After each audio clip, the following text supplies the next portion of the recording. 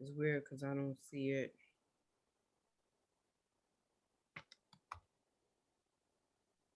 So let's go ahead. Either way, I'm recording it on my phone. So, I mean, on my computer.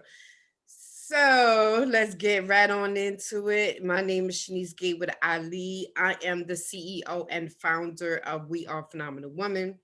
We are on our I think our ninth video. So every Tuesday at 7 o'clock, from 7 to 8, we have special guests from everywhere. Listen, right now we had last week we had someone, no, 2 weeks ago we had somebody from North Carolina. Now we have another young lady from North Carolina. So um living behind the mask purple round table is actually getting out, and I appreciate it because a lot of us at home, a lot of us are dealing with domestic violence, the isolation, and I'm just hoping and praying that these stories that you hear every Tuesday will help you understand that, one, recognize that you are in a domestic violence relationship because sometimes we don't want to recognize it. Two, hear and understand that you can be a survivor as well. And the third thing, you can get out. You can get out, my sister, my brother, because as I go into this journey, I start realizing that it's not just women who go through domestic violence; it's also men. Not to mention anyone who have children in the household. Please understand, you are damaging the children as well. So right now, we would like to say thank you to our special guest, and I'm gonna let her listen. I'm gonna let her tell you who she is. I would like to say thank you, Queen, for coming on to our ninth Purple Round Table. Please introduce yourself. Oh, wow. Thank you. Thank you so much for the invitation. It was my Yes. pleasure to share with you, and I'm standing behind your movement. What an awesome thing to know that there's someone out there who understands the need. When you see people on a global or national level, um, but it's good to lock arms with someone such as yourself. So thank you for what you're doing over at Women Are Phenomenal. We are We phenomenal are women, that phenomenal. is. Yes, Yes, ma'am. we We sure are. is. Yes, so I speak that over everyone listening, that they would come into agreement with those words. Men and women most often are victims and perpetrators if they've ever been behind any type of abuse. But my name is Seret Pierre out of Raleigh, North Carolina. I'm gonna just, talk to you today from the heart. I've done a lot of different work in the area of abuse and recovery support. And so I hope that, and I pray that something that I say and I deposit and leave with you, it will minister to your spirit, and it will cause you to leap, cause your spirit to leap, and cause you, to be able to know specifically if you're being abused, because sometimes we don't always know the signs. I would love to go over that. And maybe knowing that Mrs. Gatewood Ali and we got out, right? So that means that there's hope for you. It means that not only do you have worth and do you not, matter, because you do, but there are different things that can help you. And so as I said, I am out of Raleigh, North Carolina. I'm a bonus mom. I'm a wife. I do a lot of things in ministry. I'm known as the Freedom Igniter, and I really bring people to a place of wholeness and just, through different healing of God teachings. And so I just want to just go over some things with you as I kind of weave in my story, if that's okay. That's fine. But I'm a 48-year-old woman who's now remarried as of 3 years, as of last week it's been. And so Congratulations. don't think that there's not more. It's always more. You live your destiny out. And I want to encourage you that you can beat this, meaning you can get past this place.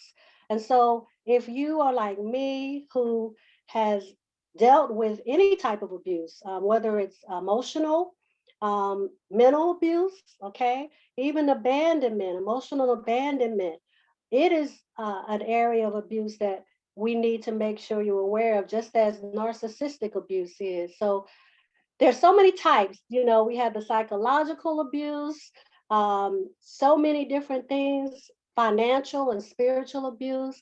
And I could go into that. I tell you, spiritual abuse is something that people don't really like to talk about or haven't identified. So I thank you. We are phenomenal women and Mrs. Gatewood Ali, because that's something that people don't understand is a part of abuse. And so we are dedicated, and particularly during this pandemic, we know the stats are much higher because families are together for longer periods of time, because they're not allowed to go out and the schools are closing. Many parents are working from home. So we're sensitive to the fact that there's a children, even in this hour, that are being abused, okay? And we are not here at all to judge or any shame. This is a shame-free, judgment-free zone. We are operating out of the love of God, and we understand how you can get here. A lot of people don't even understand, even as a child, certain things that may happen, where the perpetrator, maybe at a young age, can kind of identify who they think that they can maybe mastermind. There are different things that they look at. So we want to make sure that we are aware as parents, as teachers, as clergy. We should be able to see if a child may be kind of withdrawn, or a child is grossly shy, very, very bashful. We want to be able to ask the right questions. We want to be able to discern if that child may be in a environment that just isn't safe. And so we know that now, with the food shortages and things of that nature, there are so many things that we have to be aware of, particularly during the COVID-19 pandemic. And so I just want everybody, for a few minutes, to even begin to look at their neighbors. Maybe the people that you're around, maybe you're not aware of it, but they need you to be able to see them. They need you to be able to help them. Just sometimes being able to encourage them, that there are different ways that they can get out, can go a long way, because sometimes when you're in the grips of abuse, you're just torn down. You really don't understand your worth. You don't understand just anything other than brokenness. And so my story kind of is really, really different in a way, because my parents were on it. They would ask the right questions as I was growing up. I thank God for my father. He did as the word of God told him in regards to, not causing me to be embittered or have resent in my heart, because he affirmed me and validated me. However, because we have free will, and because I kind of veered off of that particular training, having been raised by, ordained ministers, having been raised by mental health professionals, one thing I realized as I was getting older, going, to college, experiencing different things, and not only did I stray away like many of us do, but I kind of wasn't prepared for different things that even needed to go over my social skills and my life skills and the personal skills that my parents taught me. And so I ended up getting involved with someone who I thought loved me, but later did I see that he didn't even know how to love himself. Now, that does not, his brokenness, his trauma does not justify his abuse, but it has a very big role to play in it. And so, as I said earlier, victims and perpetrators are victims too. And so whether they are men or women, we need to just be mindful of how to kind of identify certain signs, certain behaviors. And I'm not saying that you need to, read psychology books and study different mental health patterns or anything like that. But what I want you to know is that there are things that once you see them, you'll realize they were there the whole time. There were signs, as we say, red flags. And so I began dating this gentleman, and quickly did I realize not only did he have anger issues, but he really, really could snap, at any time. And so I began a love affair, a relationship that it lasted in total 5 years. And in that 5 years, everything that I thought I would have been able to prepare for this relationship, I quickly saw that I was ill prepared, that I missed a lot of signs, and Mhm. even the ones that I was aware of, I did like most people, and I ignored them.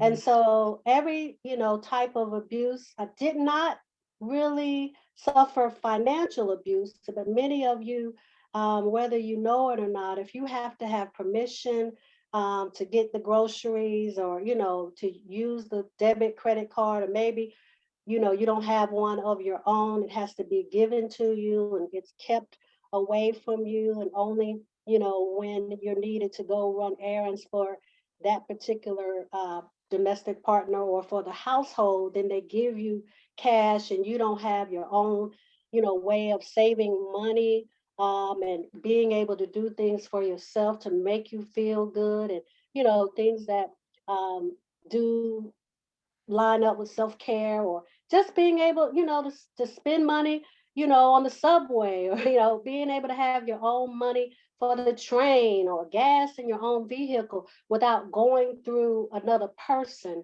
That very well can be or is financial abuse. Um, I've learned that you never want to be in a situation where you don't know anything about the finances.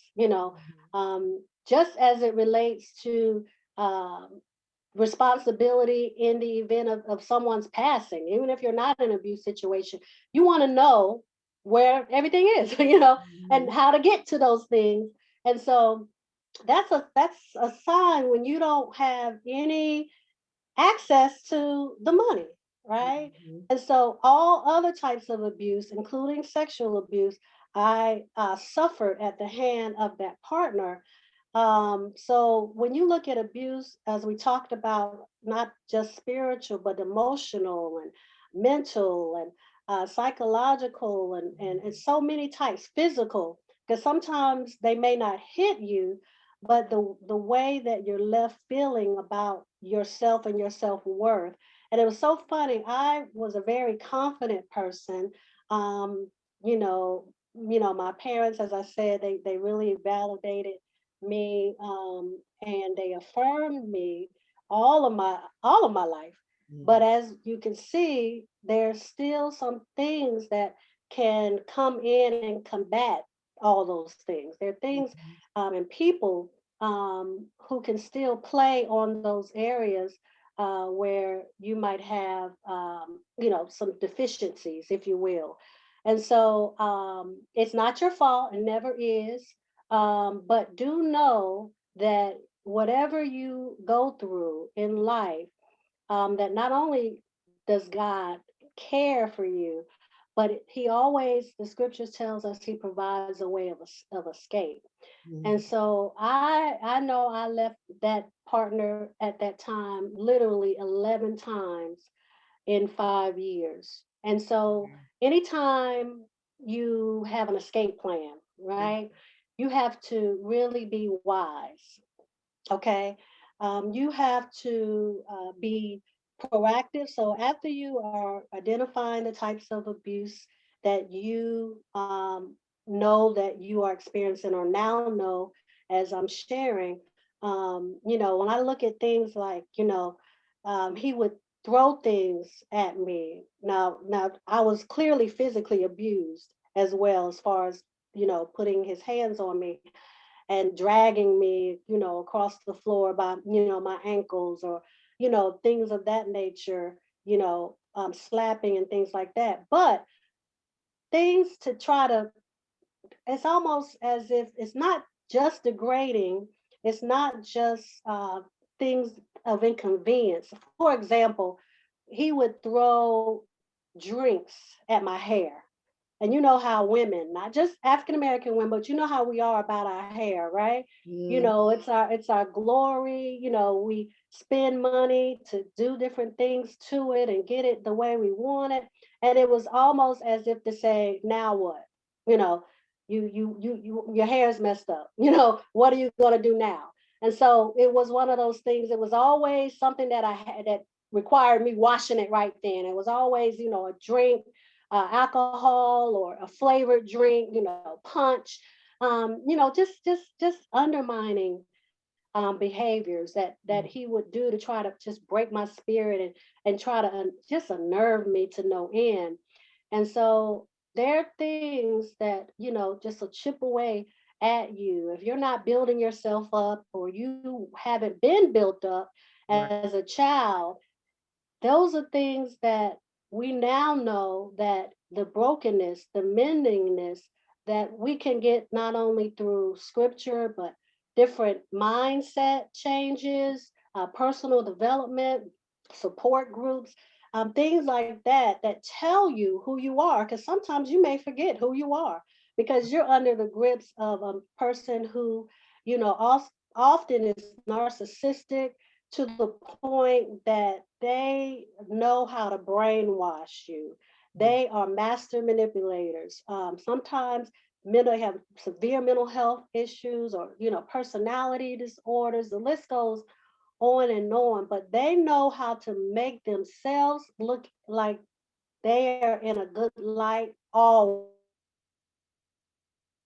working with people. And even when I was in this situation, the people around them, if they haven't seen it, like their co-workers and those types of, even the people in organizations that they may, be in with, or, coach student, or coach player types of scenarios, they almost always would have never guessed that this right. person was abusive, because they have learned, sometimes out of their own abandonment and rejection, they have learned to mask, they have learned to come across as the good guy.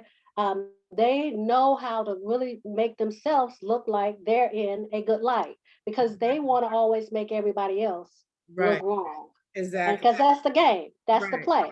Right. You're many times you're not the only one that they've abused, and Right. so they want to be able to always make you look like you're the crazy one. Make Right. rebuttal what you may say Mhm, about them, even if someone else you meet warns you or has gone through the same thing. mhm. And so it's just important that we know that God loves us. God always wants us to be very, very just plan out how we're going to leave.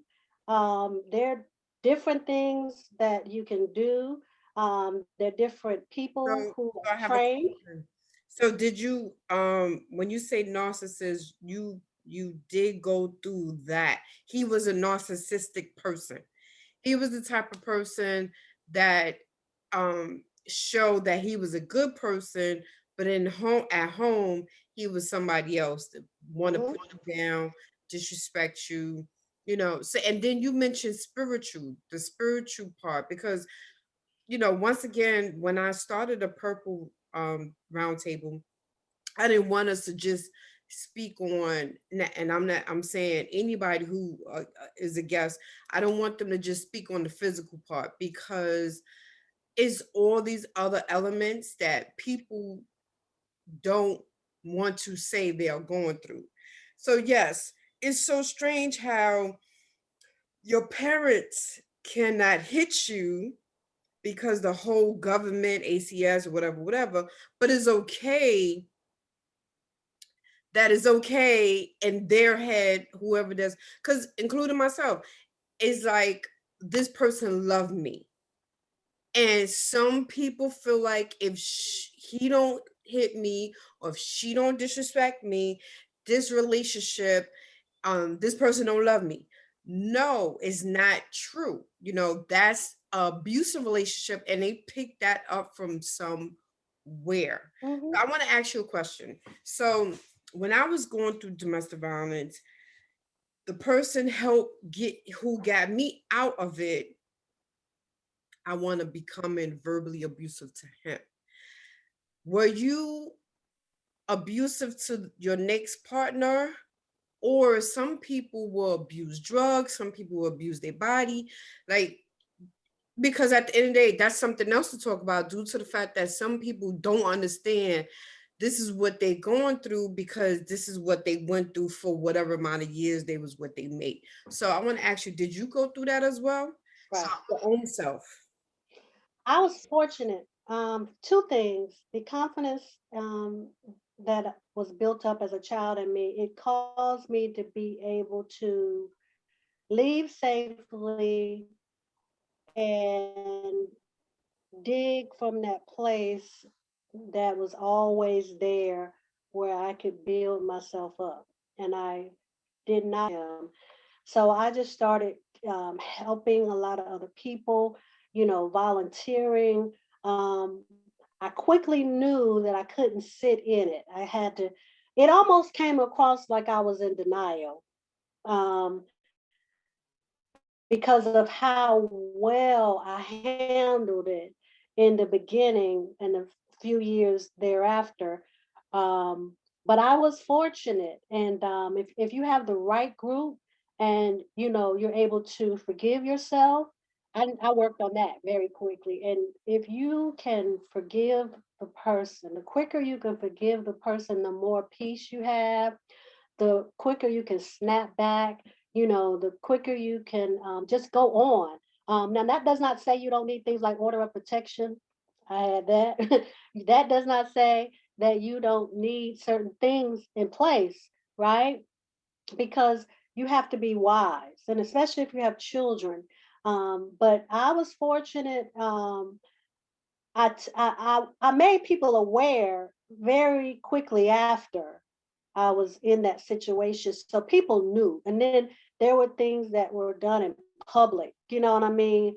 Where he would fight me in public, or he was detained by a police officer because he would not let me go. We were at a party, a party, and we were separated. I told you I left him literally 11 times, and we were separated. We happened to be at the same place, and he held me up in a corner for the 4 hours of the party, trying to beg me to come back home. And I wouldn't, I was listening, but you could tell that I was in distress. You could tell that I was ready to get out that corner and that I didn't want to be there. So all of the security, people were going to get the security, and the promoters of the party were coming to check on me and all of that. And at the end of the party, he knew when those lights came on and he wasn't going home with me. He knew right then that he didn't know what to do. You know what I mean? It was over for him at that point because he didn't have access to me and didn't know if he would at all again. So he took his fist, and there was a picture, a glass frame, matted frame picture over my head, and he punched the picture. So glass just fell all over me, all you know over the floor. My girlfriend who I was with, you know, it was just glass everywhere. And then the cops came and had to wrestle him to the floor because, he didn't want to be detained, and for them to handcuff him.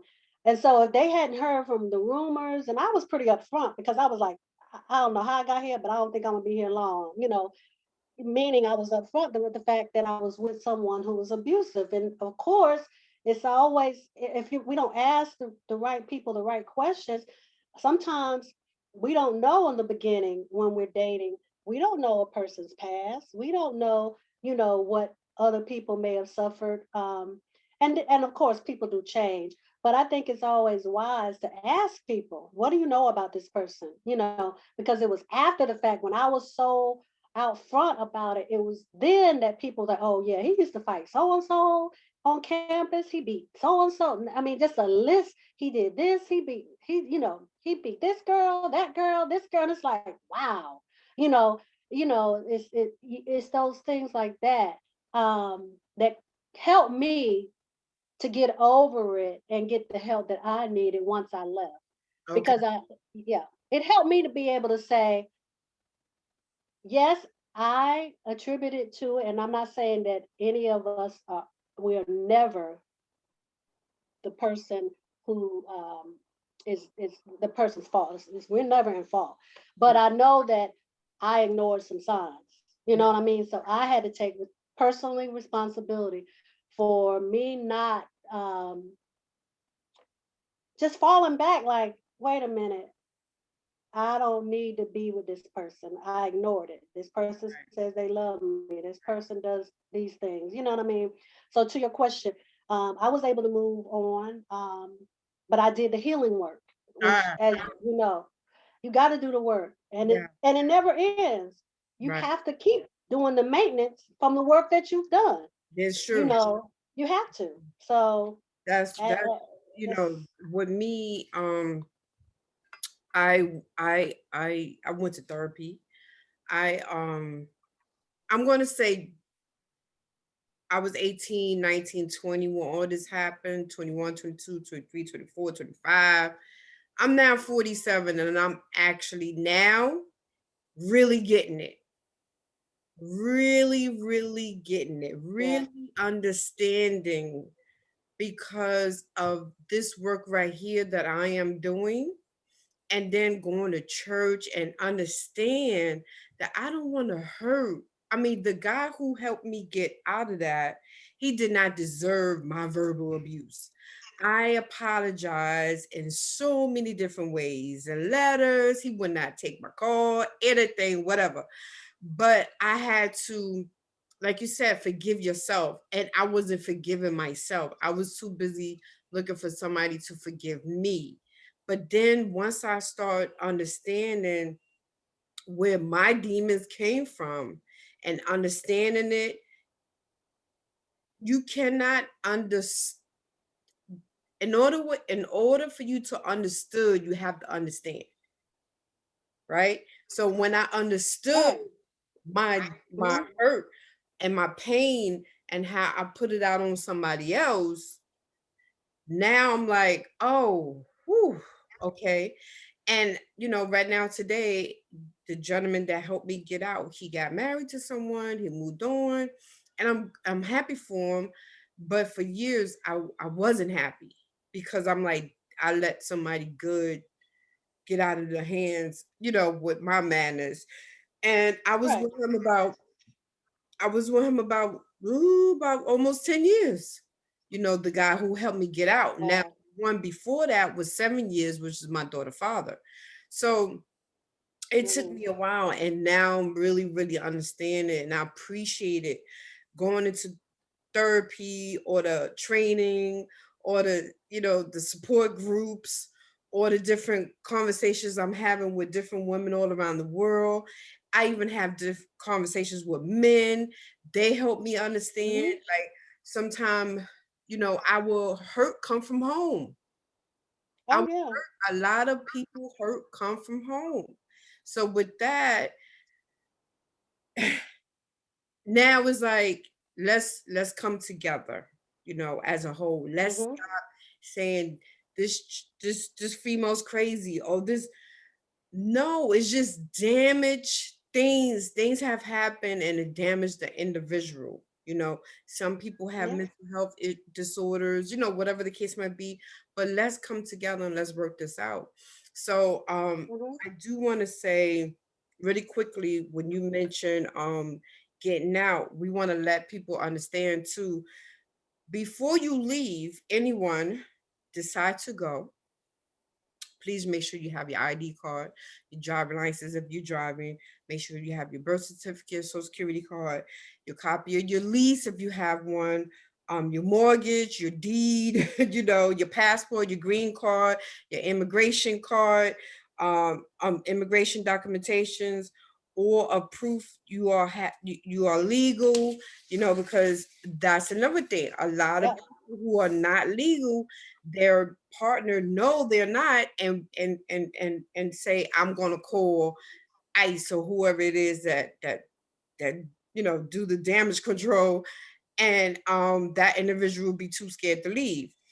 Right. You have children, make sure you take their school records, make sure you take your diploma, your degree, your certificates, your car registration. If you on public assistance, make sure you take your public assistance card.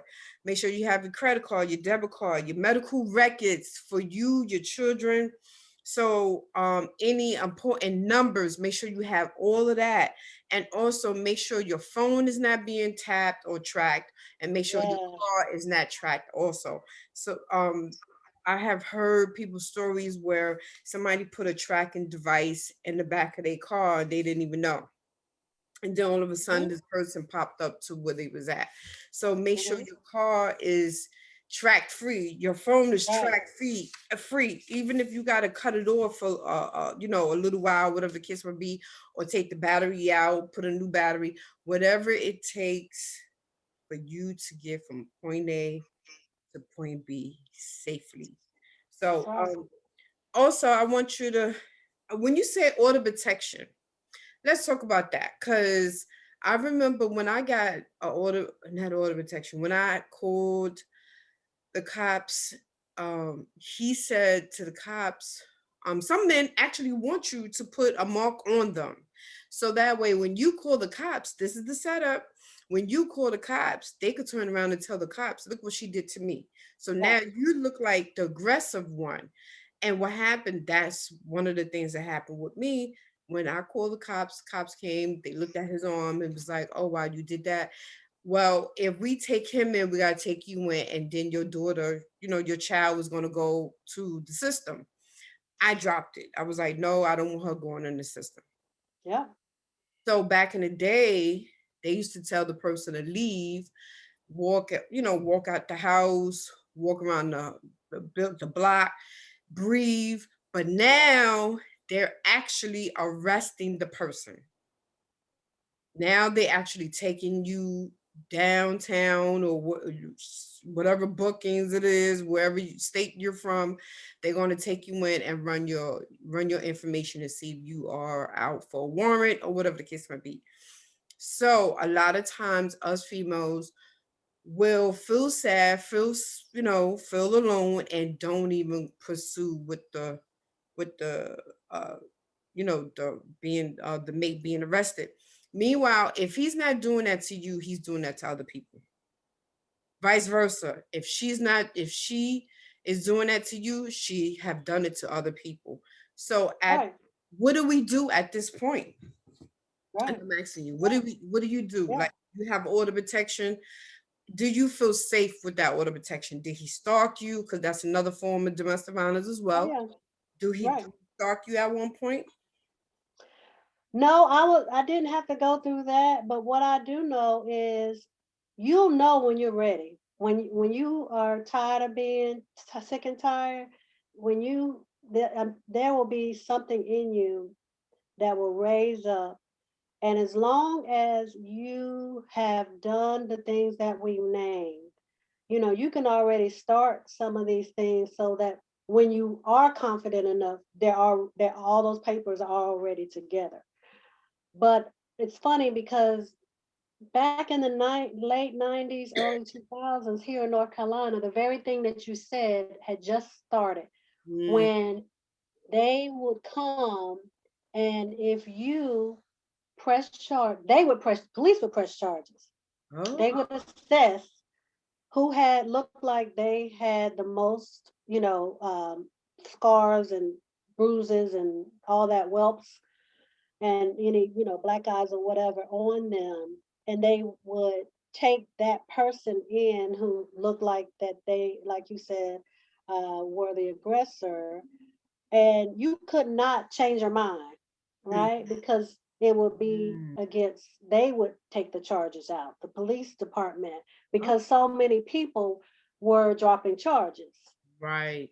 So I remember, I mean, it was new, and my partner mate at that time was so upset because he blamed it on me, of Mhm. course, for calling, but because I could not, you know, drop the charges, as if I had anything to do with the law. Never any responsibility of his own did he take, but it at that time was a required anger management program Mm. that was like 6 months, 9 months, I don't remember, but it never was taking, the responsibility, accountability for what he did. But that was learned behavior. I mean, that he came obviously out of a house where there was abuse, where he saw abuse, where there people weren't taking accountability for being abusers. And so I understood that, or I understand it more now. Mhm. But it's one of those things where it's like it's sad. You have to just really trust God, because you really can't trust, as we know, on a national, international, you can't trust the system. But you have to get to a point where anything is better than where I am right now. You know what I'm saying? If I have to run with everything I have barefooted on some rocks, long as I can get out of here, you know what I'm saying? That's where you'll get to a point when you've been torn down so much Mhm. emotionally and physically or mentally, whatever you may be going through, then there's going to be a point where you're going to say, you know what? Enough. Enough is enough. Anything is better than this. Mhm. I don't deserve this, even though you've been told you deserve it and you're nothing and you can't do this right and you can't do that right and you'll never amount to anything. All they're repeating is what they've heard, what they were told as Exactly. children, you Yep. know, what what bankrupt them emotionally, and they really are just crying out from that place of dysfunction, from Mm. that place of abandonment. Mhm. And so when you get to that point when stuff starts to go over your head, like just literally, you like it doesn't sting anymore. You'll get to that point where you're looking at that person like, you know what? Mm. You're a joke. You'll get to that point like, Right, you right, are really a right, joke. You right. know, now it can take a while because you have to move past fear. You have to move past because retaliate, being scared about retaliation, and going to sleep with one eye open. I mean, you'll get to a point where you like, you know what? Mm. You're sad. You're Mhm. sad. And Mhm. when you get to the point where your heart goes out to that person to a point where it doesn't affect how you see yourself, and it doesn't affect how your own ability to leave for your own safety, it's time to leave. When you can look back at them and you have a pity for them, Mm. not the one that justifies everything that they do and say they need you. Mhm. I can't leave. He needs me. No, He don't want me right. to provoke him. He tells me that I make him do it. Once you start repeating those lies in your head, and you Mm. like, wait a minute, this is Mhm. this is warped thinking. This is a perverted mindset. This doesn't make any sense. And you start looking at that person like, you really can't help yourself. Not Mhm. I'm here to help him. Like nobody can love. I can love him through this. Not that. But when you can look and say, this is not me, buddy. This is you. That's right. That's right. This And has nothing to do with me. I think that's what we get caught up at, because we as women, we want to nurture everybody. We want to be able to say that this person changed because of me. And I understand that. A lot of people say, pray, pray on it. I understand all that, but when it gets to the point that you can't even, you start to look, you start to feel, you cannot, when you so i- in the mix of the dumps, sometimes you can't pray because Right. you're so emotionally bounded. You are in a prison Yeah. of your own pain until somebody take your hand and say, because that's what happened. They took my hand, and because a couple of times I've been in church and I just sat there and I just sitting there stiff like this, you know. Right. Then somebody took my hand and they said, "Come on to the altar, let's." And I was like, "Woo!" Listen. I cried, I cried, I cried, I cried, and to the point that I got up there on the prayer line, and it helped remove. Yeah. But if you're isolated, like right now, we don't even want to touch nobody. We don't want to be Right. around people. Everybody's at home doing Zooms or church. You don't have it in you because nobody not there to give you that. But we're giving you that. We are the voices. We That's are right. the voice because we got out of it. We've been through it. Now we just want to help other people. I have a book. My sister and I wrote our own journal book. It is called I Am Phenomenal, right? Uh, So this is my copy. This is a big one, but everybody else want to have a smaller one. And this was one of my quotes. My quote said, learned behaviors can be unlearned as long as you recognize that behavior you was taught isn't your fault. It's not your fault. right. That behavior you learned is not your fault. Somebody taught you That's right. something because they was taught themselves. And now they have no other Yep. choice but to So, bring it down to the children. But right. don't force yourself and say, I should know better. Sometimes we don't know better. Sometimes we don't. Sometimes we Right. don't know right from wrong only because whatever you was taught in the house, you feel that that's right and it's not. But your That's emotion, right. your Yep. insides would tell you something ain't right. And now you fighting with it. You fighting with your spirit. Exactly. You having a Right. spiritual warfare, as they say, because you're fighting against the Right. the natural versus the unnatural. So with that, Right. I mean, I have learned so much and I understand it now. Before I didn't Mm-hmm. understand it, and I recognize it because I recognize a lot of my pain and hurt came from my mother.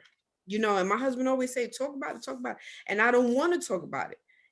And the reason why I don't want to Right. talk about it is because my mom, I'm still scared of her in a way. Gotta respect Right. mom. But at Right. the end of the day, it could damage you. Yeah. It can. So I also want people to understand too, because it's COVID, I understand that some people feel like they don't want to go into shelters. I had a couple of months back, I had one of my friends who is the director of a shelter. He is still taking people in. So if anyone who feel like I'm not gonna leave because of the whole COVID situation, they're not gonna take me, they're not gonna prevent me from getting COVID. They have protection measures. They have the gloves, they have the hand sanitizer, they have the mask, they give you masks, and you still somewhat, I'm not even gonna lie, somewhat social distancing, but at the end of the day, I would rather get out of the situation versus staying there and I'm living day by day. Am I gonna live today or Right. die tomorrow? Because nowadays a lot of the people are getting killed. They get Sad. So killed. sad. And it's really, really sad because why? A lot of people emotional, they not there. Yeah. You And know, it's heightened because of the pandemic. The yeah, anxiety is out of the roof, right? The depression is out of the roof. So they are literally, walking a tight rope if you are with the person who is your abuser. Because right now, all the cares of the world, unlike anything we've seen 100 years, if you don't know how to deal with those things and cast your cares, everything is topsy turvy. So the stress level is high. yeah, They're not having that outlet. Yeah. So if they're not getting help, haven't gotten help before the pandemic, then can you imagine increasingly, you know, since the pandemic started, how much, of a disarray these homes behind closed doors are in? It is incumbent upon us to really look at our neighbors, in their eyes. If we have to, go door to door, we have to make sure that people are safe. That's right. We have to. That's true. We have to make sure. I had a neighbor, I heard her and her husband, they argue, whatever. But this time it was kind of weird. So I picked up the phone and I said, "Hey, are you all right? Because this is my line Right, of work. Are you all right?" She said, "I'm fine, Shanice." I'm like, "Are you sure?" you know? right, And she said, right. "Okay." And I'm like, and I heard in her voice, she sound okay. Sometimes, because even I'm thinking about starting up keywords, purple, Oh yeah, something like pizza, order me pizza, right. things will help because if I have you and I live next door, and I say, "Listen, he hits me, but I'm scared. I don't want to leave right now. However, if I ever call you and I say, order me a piece of pie, Right, you know what that means." right. So with that, that's another way of having your neighbors or your family members also helping out in the situation without you picking up the phone and you calling 911 due to the fact that he might slap your phone out of your hand, Yeah, break it, or whatever the case might be. So we have to get creative with our safety plan. These are safety plans. How can that's we right. help? So I want to ask you how. Now you're married. Now you're I married. am. Yes. So how many years did you go through the situation, and then how many years later did you get married? There is hope.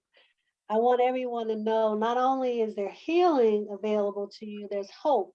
So it was 19 years Wow. before I remarried. And, I did a lot of preparation, a lot of work. I mean, a whole lot of work, not just healing, like we said, that continues. You got to do the work. You got to look at yourself. You have to, just really, really go through a journey of healing. Mhm. But I also did a lot of preparation for marriage work. Mm. Before I knew who my spouse would be, I prayed for my spouse. I Mhm. prayed for me. I spoke blessings and spoke life over my spouse. There's so many things as you are dealing with you. Of course, we were never at fault. It was never anything that we did or didn't do that caused us to be abused. But all of us should want to bring our best to the table. So, 18 years gave me more than enough time to look Right. at me, look at the type of wife, instead of thinking I could never remarry, what type of wife do I want to be? What do I want to bring to my next husband? So that kept me really, really busy, instead of thinking that I was not desirable or I didn't deserve to be Mhm. married again. That's the enemy. The enemy will tell Mhm. you lies. That's his job. So be encouraged, beloved, because there is someone that God wants just for you that he handpicked, and nobody or nothing can snuff that out of your destiny, Plan. even your Right. past. That's Even being a person who has been abused in their past. So that lie that says nobody ever will love you like I do, nobody ever wants you, that was to try to get you to stay. So it. once you Exactly. get to a place where you can leave safely, and you do that work on yourself again and that forgiveness work, you'll see you Mhm. are worthy of a good man or a good woman That's right. coming into your life. So, definitely never believe that there's not more. There's always more after this, and greater,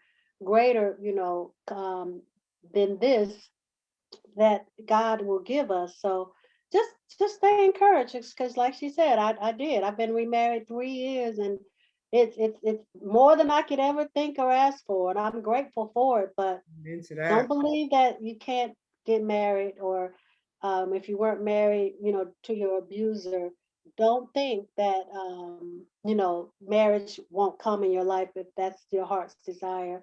And I think that many can tell of this testimony, and you can be a part of one of the ones who has this same testimony. So just be encouraged. That's Be right. I encouraged. like that because after a while I said, I don't want to be with nobody, and let me see. It's been my daughter now is 25. So Wow. yeah, and I just getting married, my first one. So and he came from upstate. I we marched in the African American parade that they do every year here in September, and I had the post and people was reposting, and he called me. He said, "Hey, I would like to bring my daughter, let her share that experience to be in a parade." And then, we're doing it for domestic violence. And he came. He didn't come with his daughter, for whatever reason, but he came, and he was like standoffish, and I'm like, "Hey, how you? Right. How you doing? You like this? And where you came from?" And all this, not knowing that we would be husband and wife today. I was not even on that. I wasn't even thinking about that. Right. But all my other friends, all my male friends, was like, that dude looked like a good guy for her. And it remind you, I didn't even know anything what was going on. I was in my zone. I was on my Right. microphone, and him and I spoke again. And he's a very, very intelligent man. I love smart people. Right. Right. Right. We had Yeah. great conversations, and we was dating, and then he was married. He said that he would never marry again. And then, when he told his mom, I'm going to marry her, she's like, "Oh, you sure?" You said you wasn't going to marry nobody. Right. And he said that this one, he is different. She's different. And next thing he proposed, and a year later we want to get married. So I want Awesome. to say, a lot of people said to me, they said, "Shanice, you gave us hope." Amen. I was like, "Really?" I did. They was like, "Yeah, because we went to school with you, college. We never even saw that, you always said Right. you're not gonna get married. And look, and a lot Hmm. of my friends said you gave me hope." So at the end of the day, there is someone for everybody, That's right. but you must know what you want. Yeah. You must know. It took me forever years myself. Hmm. Forever years. I think I got married. My daughter's 20 at the age of 22, 23. I'm just getting married. And the reason for that, I had a lot of healing to do for Hmm. myself. Some people feel like, well, you get out of one, you got to get underneath another one. No, you don't. Let your pillow be your boo boo. let, Right. let your pillow be your boo boo for a little while, because you only thing you're doing is bring your past into your future. Yeah. And you want your future to be right and exact. You're going to bring in another abuse of something. Yeah. Not to mention, if you have children, all of that just going to come like the whole suitcase of bad, dirty clothes. Right. Yeah. Yeah. So with that, congratulations to you for the 3 years that you've And been you with your husband. too. You Yes, yes. too. Thank you. Thank you. Thank Three you. years. I want to say we found our strength. Yeah. We found our voice. And now we want to find you, whoever that's listening, and say, you can too That's right. be a survivor. Mhm. So I want you to just leave behind a message. And please let us know about your businesses that you have. Okay. I will. I will. Thank you. You know, you're so right. You can live on. You can thrive. One of the things that I did outside of doing all the journey work of healing, I got back into acting, right? Mm, Now, you know, that meant I had to get over rejection. I had to get over my pain from being abused and even forgive, as I said, myself for being with someone and going back to that person 10, 11 times, right? But what did that say about me? It said that there's some areas of rejection that I didn't know were there or they came with that relationship. And so because I was able to get over that, I was able to go back to what my one of my first loves as a child. I was a child actor and I went to LA. Um, I, at the time, was doing a lot of work in the area of sex trafficking and mm, sexual and domestic abuse. And because it's LA and the population was great there, along with homelessness, I was able to do a lot of relief support work. I was able to minister to people who were in the underground sex network and, you know, domestic abuse situations. So I had to keep going, and now there are going to be times when, you know, you're overwhelmed with pain and the memory and rehearsing all the things. But if you just keep moving, if you forgive over and over and just keep going forward, you will be strengthened. And so I now am able to travel as a speaker and talk to people about the things that I mentioned tonight, you know, about surviving divorce, surviving, you know, abuse, right? I'm able to talk about how to get started in the entertainment industry. I'm able to talk about how to go from, you know, brokenness to mendedness, because I went through it. I had to go through it, you mm, know, because people don't want to know how much you know, they want to know how much you care. And mm, so, what good would I have been just telling them my childhood stories, you know, of having being validated and, you know, coming from a place where I was able to share my emotions with my parents and my brother in a safe place. I had to go through things that the masses have gone through or will go through so that I would be able to be a voice, that I would be able to tell you, you can make it.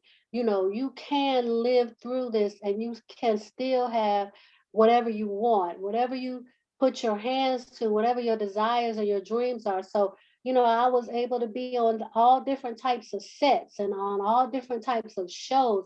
The only reason that I took a sabbatical from the entertainment industry and right now I'm working on launching a course to teach it is because of getting married. You know, I wanted to be at home, you know, and at least for maybe 5 years before I go and start, you know, doing commercials and things that don't cause me to be on set for, you know, months at that right, time and mm, things mm, of that nature. But if I did not take the time to deal with me, right, mhm, all those holes that still were there from childhood, that caused me to ignore the red flags of my ex lover, mhm, right? If I didn't build on that, those 18, 19 years, who knows if I would have had what it takes, you know, to be able to get into acting. And even people who want to climb the corporate ladder or start a nonprofit, you have to have a certain level of confidence. And even if you don't have it yet, you keep doing the work until you gain it. that's You right. may not start out with it, but you do what, you know, brings you joy and passion and things you'll do for free because you love doing it so much, right? And so that's where you find your purpose. You know, that's why you had to go through these things because God is going to raise you up so that you can help so many people. The world awaits us to share our story. It can literally be a matter of life or death. These recordings can save lives, what ones in which they thought they were just scrolling Mm, and they heard one of these particular round sessions and they were encouraged not to end their lives. They were encouraged to leave their abuser. They were encouraged to look for the documents that we suggested, and God knows, you know, Shanice did a great job at telling you what to gather and, you know, just put it in one place until you were, have that boldness that the Lord will give you to lead, but at least start gathering it. That's You right. know, think enough of your desires and your dreams to at least say, let me start gathering it. You may not think you have right now what it takes to get out, but you will. So have that stuff. Just start looking for it. Because sometimes it could be in different places Right. throughout the house. So now that we have left you with all these gems and these nuggets, take it, Mhm. share it with others who are going through these things. We are here to serve. We did not go through this in vain or by naught. We were chosen, but we are grateful that we survived because so many people don't. They don't live through this. It's And true. so we want to be a part of saving more people's lives. And so you can check me out over at seretpierre.com. You'll see there the different things that I do. I mentioned the majority of them as far as acting, but I do consultations within the area of healing, and you'll see the training and certificates and all the education I've gotten. I won't go into that now, but we are here for you. That's right. We want you to make it, and we believe that if many other people come and lock arms and join us and share their survival story, that it will really change the lives of others. And so I'm glad to be on this platform. Thank you for Oh, sharing it thank with me you. on Yes. tonight. Yes, I would thank love, you. love, love, love, love, love, love to have you back on again, and we could just, continue to do the work that we need to be, to do. My goal is funny because I'm listening to you, and I said, you know what we have gone through, we got out, so now is our time to teach, right? So my goal was to become a mentor for the youth, Hmm. and speak to them about bullying, which I was doing that for a while, but then I'm telling you no lie, I went to bed and I woke up and the Lord gave me my whole vision. He gave me the whole vision. And I listened to Maya Angelou. I don't know, for some reason, that particular day, I listened to and this phenomenal woman. And I'm like, wait, hold up. I am a phenomenal woman. And then I That's started right. playing around with it. And I said, we are phenomenal women. And then I just 501c3, my paperwork, da da da, and came out with the whole 501c3, We Are Phenomenal Women preventive program. So, I still have more work to do. My husband and I, we tag team. He does my grant writing and I do the other part. And, so we are a couple that everybody out here in Harlem say we the power couple. We even started Amen. our LLC with Donald Trump's money. Right, right, right, right, We right, didn't buy right, no TV. We already got that. We just right. went on and put, purchase our new business on Amen. LLC. So with that, I want to Awesome. say peace to everybody. And once again, if anybody's going through domestic violence right now, here's a hotline: 1-800 Yes. 799 7233. That is the National Domestic Violence Hotline.